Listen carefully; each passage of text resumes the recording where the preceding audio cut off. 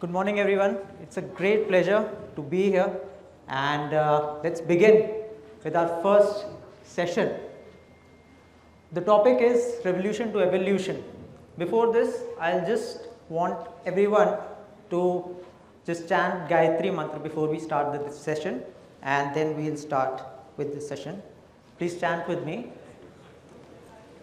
Om Bhurbhuvah Swaha Tatsaviturvarenyam Bhargo Devasya Dhimahi Dhiyo Yo Nah Prachodayat.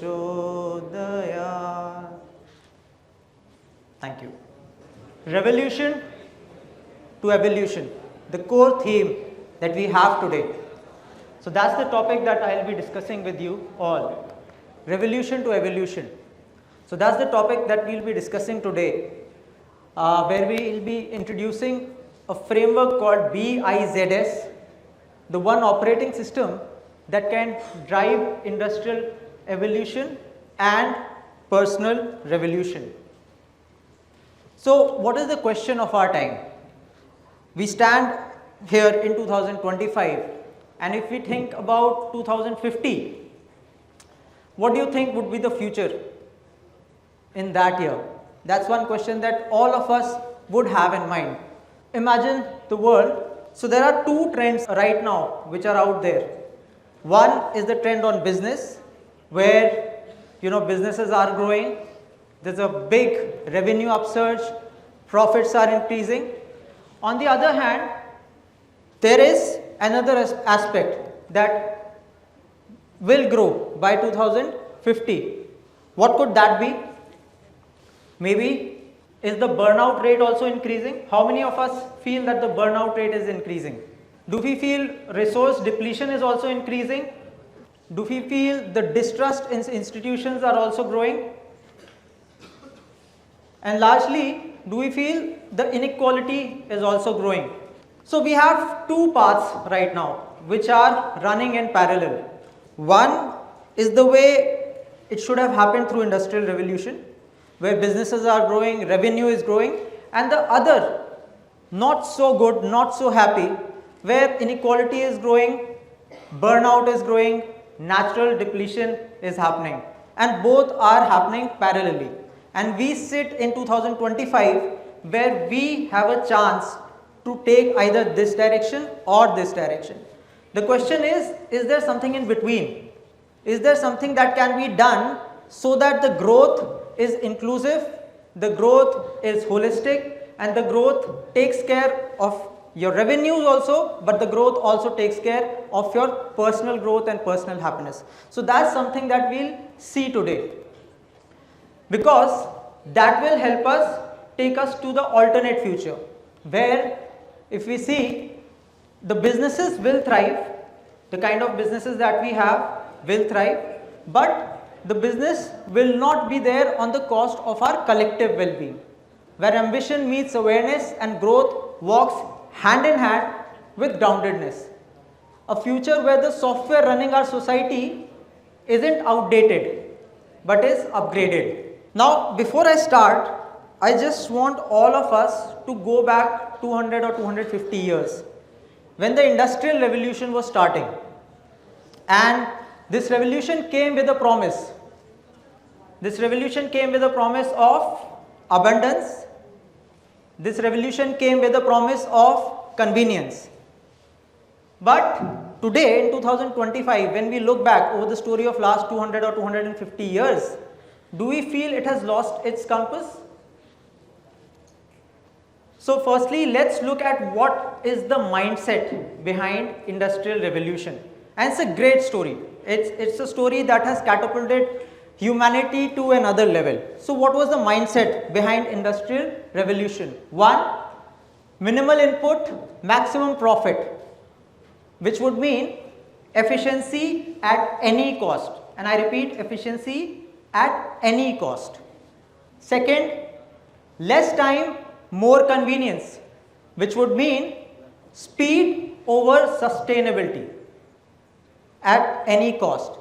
And the third, is extraction mindset, the mindset of taking, which would mean taking from people, taking from resources, taking from planet.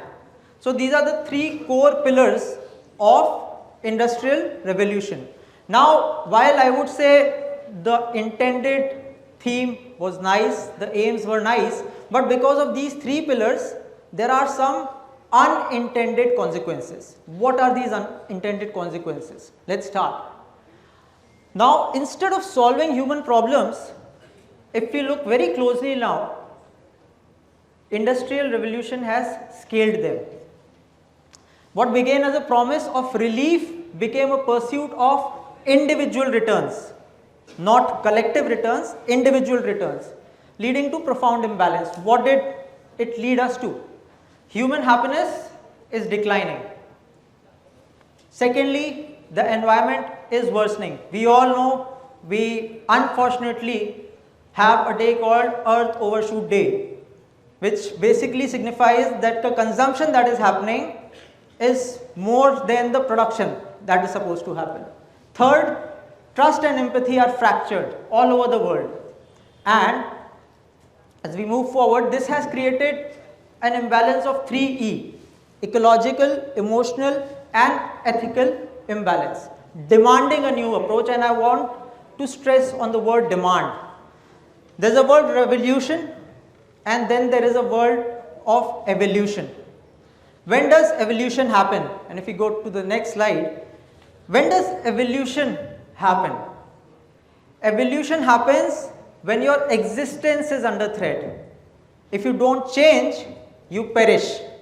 That's the theme behind evolution. Revolution takes you to the next level, but evolution is an existential question, and that's where we are. So evolution is not a rejection, it is renewal. And what could be the evolution now? What if profits wasn't the only bottom line, number one? And what if the health of the planet and the well-being of people mattered as much as your quarterly earnings or yearly earnings? So evolution in practice, if we start to go towards evolution, how would this evolution look like? Let's take a small glimpse. From GDP, we might transition to HDP, which is happiness domestic product. From unchecked production, we transition to sustainable economy. From ecological destruction, we transition to ecology and harmony. And fourth, business as extraction converts itself into business as an enablement. And this would mean conscience embedded in code, wisdom infused in workflows, and values stitched into our valuation models, which is missing right now. So how do we do it? Here, I would like to introduce a concept called BIZS. And before I enter into it, we all live in a world of conflicts. Every moment is a conflict. Every moment you have two decisions to make. Either you can take the right one or you can take the wrong one, right? So now, and we need a framework, we need a model on which you could focus, you could depend, through which you could assess your decisions. That model is BIZS. BIZS is rooted in timeless Indian thought and reimagined for today. BIZS draws inspiration from the writings of Pandit Shriram Sharma Acharya ji, whose birthday also happens to be today. And I got deeply inspired by this book called Samajhdari, Imandari, Zimmedari and Bahaduri. I've been practicing the concept for the last 10-20 years, and I see them very, very applicable into this evolution which can happen.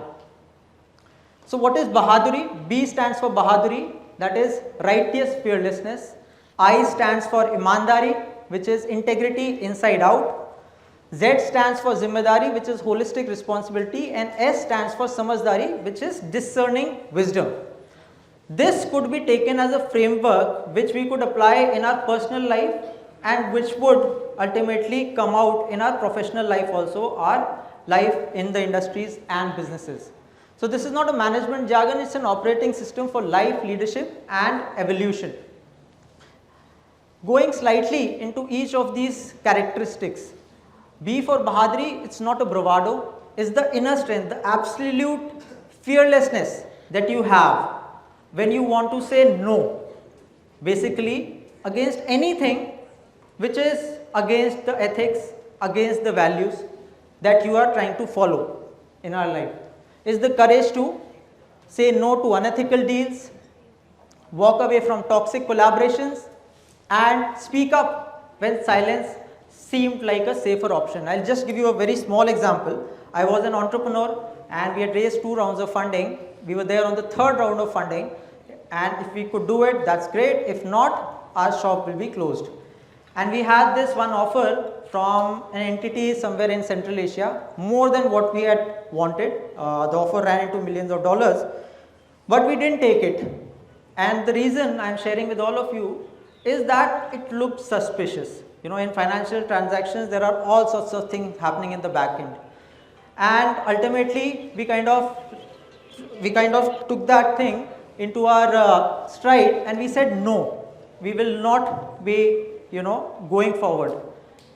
And we said no to the offer. Ultimately, our entrepreneurship unit kind of closed. But today also, when I see that, I am fine, because it was a decision that I took and my co-founder took in all righteousness. So that's Bahadri for you. Imandari, the 2 people that we see in the pic, who do we think these 2 people are? Anyone?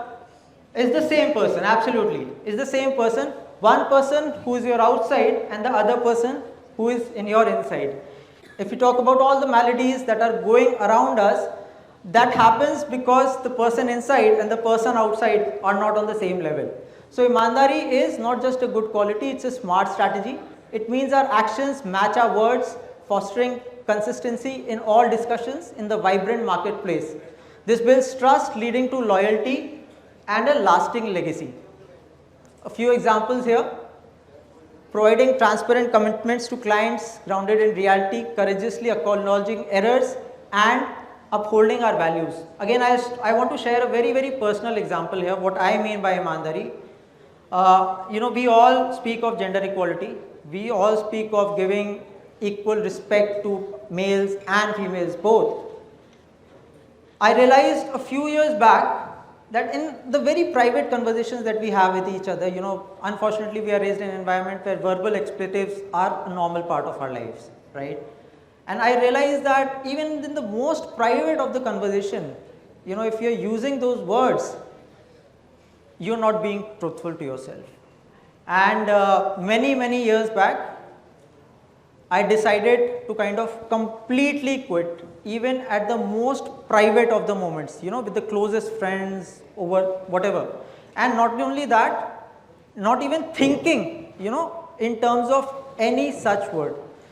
It's a very, very small example, very, very small example, but it has found to be the core of my thinking, and it has helped me. So this is the kind of imandari that I am talking about. If we go to the 3rd slide, the next one, Zimmedari.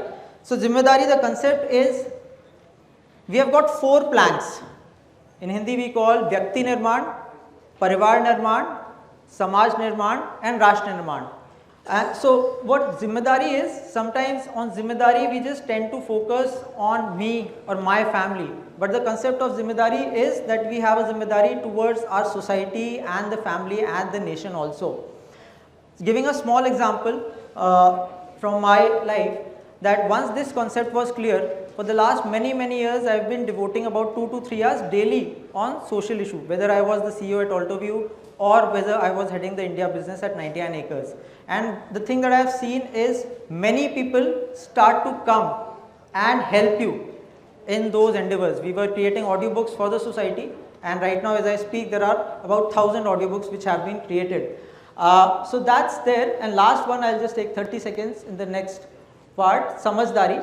Samajdari is the last framework, last value in the framework, which tells us that it's not about intelligence, it's about your art of discerning what is right and what is wrong. So I leave all of you with these four values which you can use against any conflict, any decision making part in whatever you are doing. And what happens is, in the last slide, which is just after this, is that you will come here. This is your core. Bahaduri, Imandari, Samajdari, Zimmedari. If these are the 4 values that we assess ourselves on everything, then our inner decisions and our values comply with it, and the outer circle is the society. And once we change, our families change, our businesses change, the entire world will change to the level that we all are aspiring for. Thank you so much. Thank you.